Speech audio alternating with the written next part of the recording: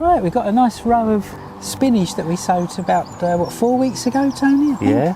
And it's come up thick and fast, so it's Yeah. looking good. We've been picking off leaves and pulling up individual plants. Yeah, it started off a little bit tricky because something was nibbling away at it, so we did have to net it, but they have recovered.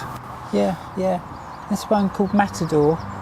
So it's a nice variety, quite disease resistant, and has started to bolt now, so it's started to run to seed, just because we've left it to show you really.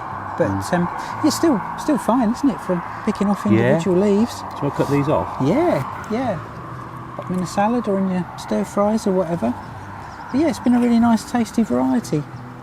And as you can see, in 4 weeks from sowing, during the summer at least, and you can go on sowing, can't you, right the way through to the end of summer. I mean, spinach will autumn. bolt, won't it, Steve? It will, yeah.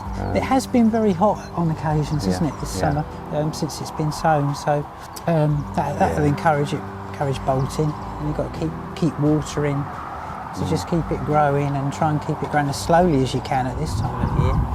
Because that won't be a problem as we go into sort of late summer, autumn. So another sowing probably would be slower to bolt. Yeah, those fluctuations in the weather haven't helped, have they? Yeah, you can just take the flowers off, can't you, and that will keep them for a little bit longer. Once they do start to really go to seed, it starts to get a little bit bitter then, and better to just start again. So we'll be sowing another row.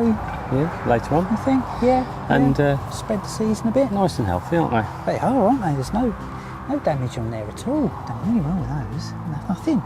Good stuff. Brilliant. Yeah. So that's Spinach Matador.